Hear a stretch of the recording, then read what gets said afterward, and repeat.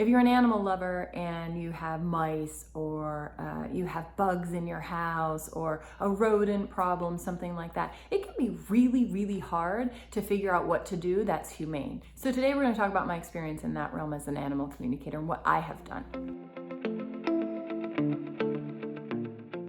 Back when my son was like 5,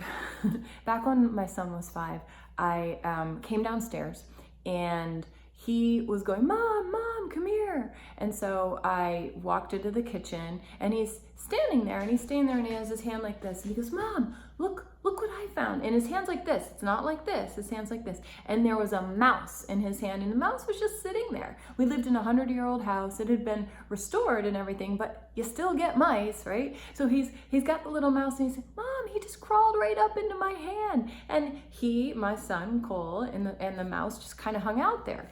And I was like, okay, I think there's a problem here, right? I think there's a problem with with mice if there's so many that my son is having them crawl up into his hand. But I wasn't ready to deal with it. So I took the mouse from him and I went outside and I put the mouse outside, but in the backyard. Well, I know now that doesn't work with mice. I didn't know at that time, but I kind of put it off. I put it away, out of my head, like, because I didn't want to kill a mouse. I didn't want to hurt the mouse. Traps are so mean. I didn't want to do any of that, and I felt terrible. I mean, this is the thing about me. I never want an animal to suffer. Any animal, ticks, bugs, anything. I don't want them to suffer. I don't want to hurt them, and I don't want to be the one killing them. So Cole does that. I put the mouse out. We leave it, and then a couple days later, it happens again. Mom, come here. And he's got another mouse in his hand. Okay, so we put the mouse outside. And I realized, all right, I do have to do something about this. I do have to take care of this. And so I'm going to share with you what I did. Did I have any idea that this would work? No. I had been studying animal communication for about 5 years. I had been sensitive for my whole life, so that wasn't a challenge. And I didn't have, back then, there weren't other animal communicators around. YouTube wasn't a thing. The internet wasn't like it is now. And so I really didn't have any resources. So I kind of made up my own way of handling this. So this is what I did. I sat down in a meditation because I didn't have any mice with me, right? I'm not going to go hang out in the basement looking for mice. I sat down in my chair. I had this nice chair that I always like to do my work in, and I called on the mice. Now here's the thing. I thought I was calling on the mouse, but as it turned out, when I called them in, it was more of I got a unified voice. I got the mice that live in the house. My intention was to connect with the mouse, and I got the mice. Like I got the whole family there. So I'm listening and I'm saying, hey, you can't live here. You can't live in my house. It doesn't work. You need to leave. This is my house. And I went about it like I am drawing this boundary. I'm putting this boundary in place about what is okay with me and what isn't. And at the time I was actually working on a lot of boundaries in my own personal life, so it made sense that I approached it this way. And I was very stern with the mice. I'm like, this does not work. This is my home. Okay. So I finished that connection and I went on with my day, and for the next few days it didn't work. It didn't work at all. We still had mice in the basement. There were still mice coming up into the kitchen. And I was kind of like, I don't know what else to do. My husband's going, we're going to have to get an exterminator. He doesn't talk mean like that, but it felt mean. We're going to have to get an exterminator. We're going to have to do something. We can't have mice in the kitchen like this. And so I was like, well, just give me some more time. Just give me some more time. So I go back into meditation. Again, I'm all stern.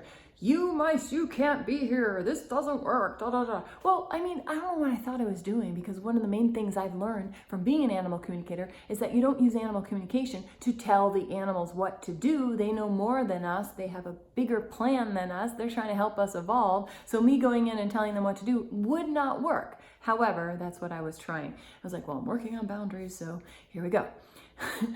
So again, Didn't work. Nothing happened. Mice are still around. We're still seeing the poops. Cole didn't have another one in his hand, but we're still seeing the mice.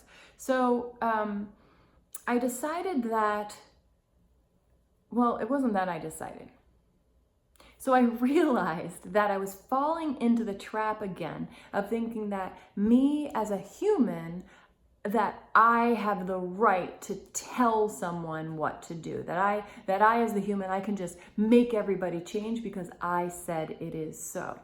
And I realized that just like in a normal animal communication, when I was helping somebody with their animal, it wouldn't work when I'm doing it for myself and the mice. So the next time I sat down and I had more of a communication back and forth, not me telling them what to do, but actually back and forth.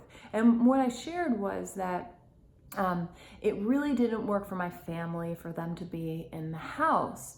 And that they would be better off if they were outside of the house in their more natural habitat. And then I had gone out in the backyard and I'd seen this area with this grass and actually looked like, and there was this little, like these rocks and stuff, and it actually looked like a really great place for mice to be. So I said, I was out back and I saw this area, it looks like this, and here's how I get here. And I imagined in my house, in my head, showing them, here's how to get to that spot and everything, because I could tell where they could go in and out of the house. Well, my husband found it. He knew where they were going in and out of the house.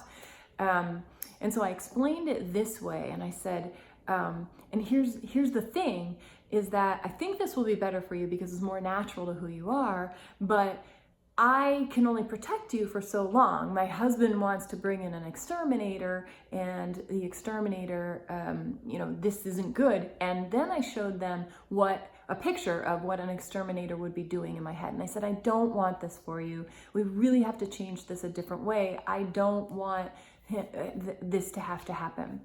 And it felt very much like they were listening, they were understanding, they loved that I was giving this option.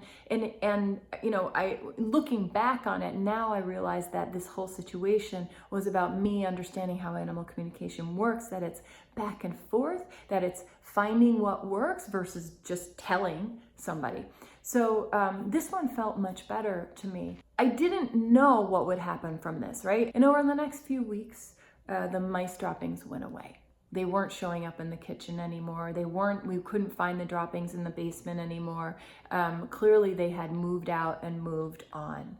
The lesson for me in this, because I got the lesson, is why this worked. Meaning, because I understood that the mice wanted me to understand how to use animal communication and how to work with it, because I understood that, this is why the mice listened to me. They did their job for me. So yeah, now they can go and they can move out and be in a more natural environment. So when you're having a challenge with an animal, you don't say it's my way or the highway. It doesn't work. It never works with animals.